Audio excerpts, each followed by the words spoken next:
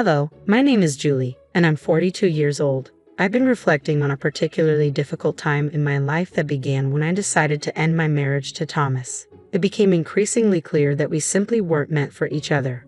His childish and immature behavior constantly frayed my nerves, and the thought of being tied to him for life felt less like a partnership and more like a sentence. However, the strain in our marriage wasn't entirely due to Thomas. His mother, Martha, played a significant role in my distress from the very beginning. She made it clear that I would never meet her high expectations for her son. Her relentless criticism and subtle undermining eroded my confidence, making me feel like an outsider in my own home. I recall countless evenings returning home from work, yearning for peace, only to find Thomas absorbed in his video games, completely disregarding me and our shared responsibilities. Any attempt I made to voice my frustrations was met with indifference. "Thomas, I've had a tough day. Could you help out with some chores?" His typical response was dismissive. "Later, I'm in the middle of this game." This disregard extended beyond our daily lives. He even forgot our anniversary, brushing it off when confronted with a casual, "It's just a date. We can celebrate some other time." Another time, he invited his overbearing mother over without informing me, turning what I had hoped would be a peaceful weekend into an unwelcome family gathering. "She's my mom, Julie. She can come whenever she wants. Don't be uptight," he said. Discussing financial planning was another sore spot. Talking about budgeting or savings with Thomas felt like conversing with a child. "You worry too much. Let's just enjoy our money. We'll figure it out later," he would argue. These examples only scratched the surface of the deep-rooted issues in our marriage, where my concerns were routinely dismissed and my feelings invalidated. At family gatherings, Martha took pleasure in belittling me, never missing an opportunity to criticize my appearance, career, or even my cooking. I remember one evening, after spending hours preparing a meal, I hoped for a little appreciation. "Martha, I spent hours on this dinner. I hope you enjoy it." Her response was sharp and cutting. "Well, let's see if it's even edible. I can't trust your cooking." Another instance involved a new dress I was excited about. "Martha, I found this beautiful dress that I think would look great on me." Her reply was equally dismissive. "Oh, sweetie, that dress is far too revealing for someone your age. You don't want to embarrass yourself, do you?" And when I tried to assert my parenting style, she was just as dismissive. "Martha, I would appreciate it if you didn't criticize my parenting decisions." "I know what's best for my children," she retorted. "Clearly, you don't, or you wouldn't be making such foolish choices. Honestly, what is wrong with you?" When I shared my efforts to adopt a healthier lifestyle, hoping for support, she belittled me. "Oh please, you're wasting your time with all that exercise and dieting. You'll never look as good as me." Her justification was blunt. Whenever I asked her to stop making snide remarks about me to others, she responded with, "I'm just telling the truth, dear. People should know what they're dealing with when it comes to you." Martha's constant belittlement and disparaging comments became a relentless source of stress, undermining any positive aspects of my relationship with Thomas. The breaking point came when I realized I deserved more than this toxic dynamic. It was a difficult decision, but I filed for divorce, seeking liberation from the emotional turmoil that had consumed me. In court, I laid bare the irreconcilable differences and the detrimental impact of our marriage on my well-being. As the proceedings concluded, I began to feel the weight lifting. Martha, my ex-mother-in-law, could hardly conceal her pleasure. She leaped up, a twisted smile of victory spreading across her face, reveling in the dissolution of our marriage. Her delight in my supposed defeat was as blatant as it was unsettling. Finally free from the shackles of a troubled marriage, I stood in the courtroom as Martha proclaimed triumphantly that she had won her son back. "I've won! I finally won!" Her declaration, soaked in delight, hung heavily in the air, igniting a surge of anger and indignation within me. How could she take pleasure in my pain, celebrating the end of my marriage as if it were her victory? I couldn't hold back my fury. With contempt lacing my voice, I confronted her, exposing the miserable and pathetic person she truly was. Instead of faltering, Martha only laughed, a cold, mocking sound that echoed through the courtroom. It was a cruel soundtrack to the closing of a chapter that had brought me nothing but distress. It served as a stark reminder that some people revel in the downfall of others, their joy twisted by bitterness. But her laughter only fueled my resolve to move beyond the toxicity that had walked out of that courtroom.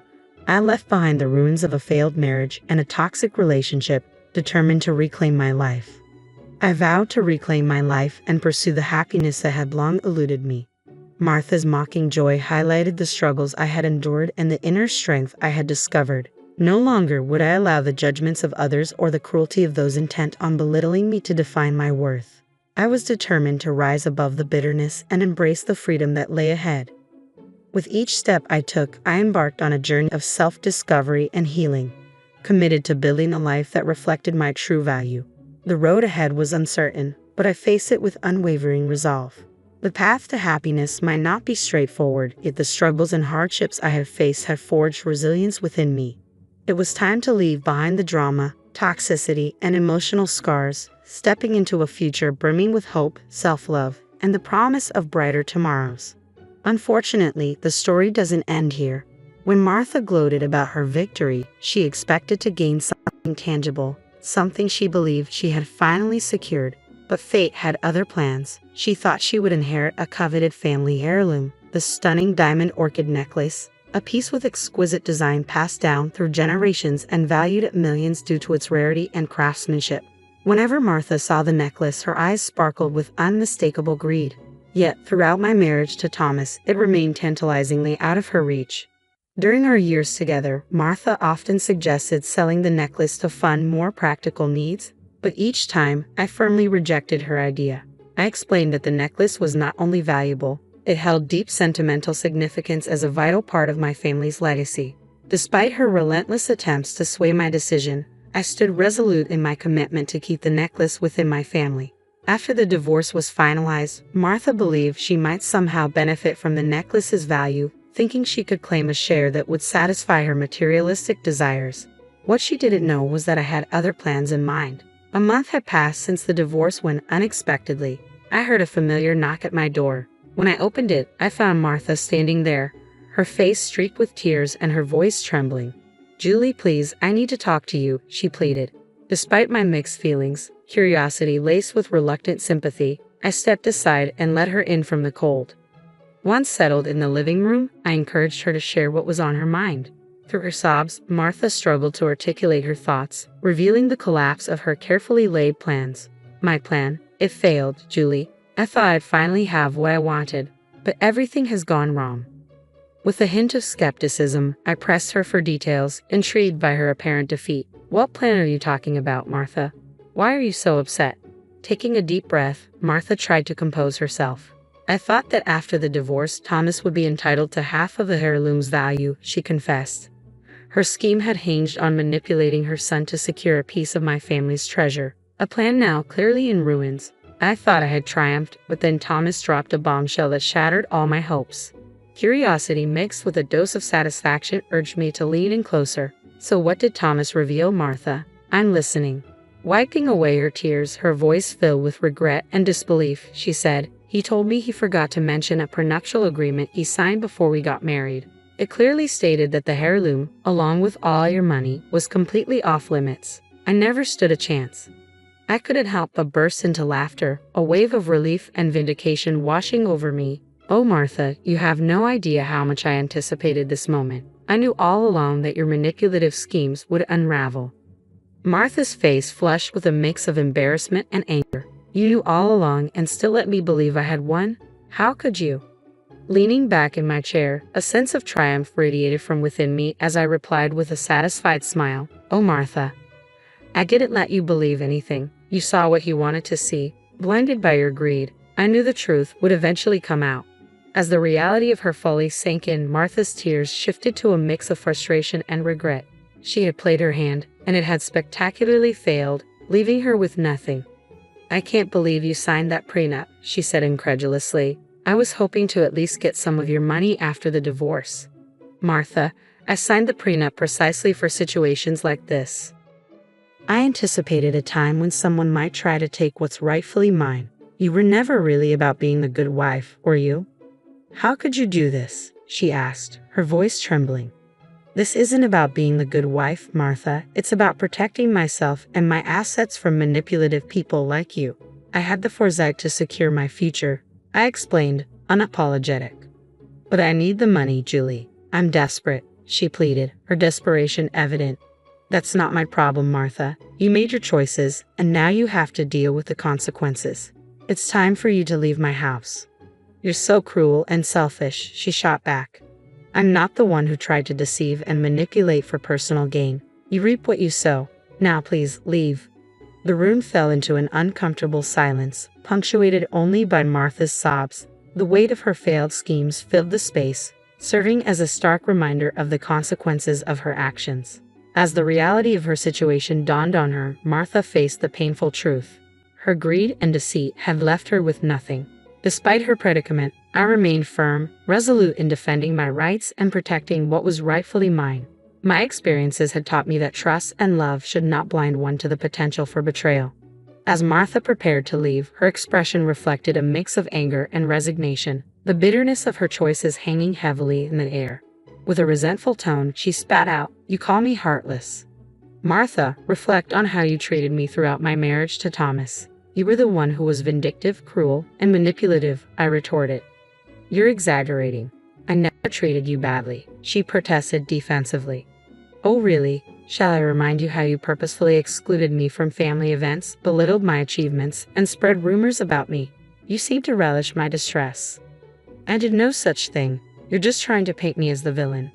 Martha's voice grew more desperate. "Enough of your lies and manipulation. Leave my house now, or I will call the police. I'm giving you an ultimatum," I declared firmly. "Please, Julie, just give me some money. I need it," Martha pleaded desperately. "You have 50 seconds to leave my property. This is your last chance." "You can't do this to me, Julie. I'm family," she protested. "Good riddance, Martha." As the seconds ticked away, her face twisted with anger, disbelief, and defeat. Realizing that her manipulative tactics had failed, she turned and walked toward the door. The tension in the air was palpable as she exited, leaving behind a trail of regrets and the consequences of her actions. A blend of relief and liberation washed over me as I stood tall, having cut ties with toxicity and reclaimed my independence. The next day, as if on cue, another figure from my past emerged, seeking reconciliation. "What do you want, Thomas?" I asked warily. "Julie, I need your help. I'm in a tough spot right now, and I was hoping—" "Save it, Thomas. I don't want to hear your excuses. You dare to call instead of facing me like a man? How cowardly can you be? I thought it would be better this way. Julie, please, just hear me out." "All right, Thomas. I'm listening," I said, bracing myself for what was to come. "Why don't you start by explaining how you constantly belittled my ambitions, mocked my dreams, and made me feel like I was never good enough? Do you even remember any of that?" "I don't know what you're talking about, Julie. Sure, we had our disagreements." "Disagreements?" I interrupted, my voice rising. "I call it emotional abuse. You tried to undermine me at every opportunity, hoping to break my spirit. Well, guess what? I'm done with it. I deserve better." "Julie, please, I'm sorry for everything. I'm in a tough spot right now, and I thought maybe—" "It's funny, Thomas." I cut him off. "You agreed to the prenup, yet here you are, begging and sniveling. Didn't you know what you were signing? Or did you just assume you'd change my mind later?" "I didn't fully understand it back then. I just knew that I loved you," he stammered. "Cut the crap, Thomas. You always had an angle, and now you're out of options." "Julie, I don't know what to say." "Yeah, I figured as much. You've always been at a loss for words when it matters. Listen to me, Thomas. This is the last time I'll say this. If you try to contact me again, I will get a restraining order. Do you understand?" "But Julie?" "No, Thomas. It's over. Goodbye." With that, I hung up the phone and deleted his number, feeling the sense of finality wash over me. I was finally free from both him and Martha, and the relief was palpable as I reflected on the journey I had traveled since the end of my tumultuous marriage. A profound sense of contentment washed over me. I found myself in a much better place both mentally and emotionally, as if a heavy weight had been lifted from my shoulders, allowing me to breathe freely again. Life had taken some unexpected turns, but now I was relishing the joys it had to offer, fully embracing my newfound independence. I ventured back into the dating world, meeting new people, and experiencing the exhilarating excitement of romantic connections. Throughout it all, I learned to value my worth and refused to settle for anything less than the love and respect I deserved. Beyond the thrill of new relationships, I found solace and empowerment in sharing my story. The journey I endured during my marriage inspired me to write a memoir recounting the trials and tribulations of my past. It stands as a testament to the strength I discovered within myself. A story of overcoming adversity and finding empowerment in the aftermath of a challenging life chapter. I unearthed a profound strength that serves as a beacon of hope, compelling me to share it with others who have walked similar rugged paths. My writing emphasizes the critical importance of self-love and the courage needed to escape damaging relationships. As I move forward, I can hear the distant rumblings of discontent from my ex-husband and former mother-in-law, their envy unmistakable as they observe my blossoming success and well-being from afar. Their miscalculation of my inner fortitude has left them grappling with the repercussions of their actions. While I've distanced myself from their toxicity, their attempts to tarnish my reputation persist. Martha and Thomas have made a few feeble attempts to discredit me, trying to drag me down to their level of despair.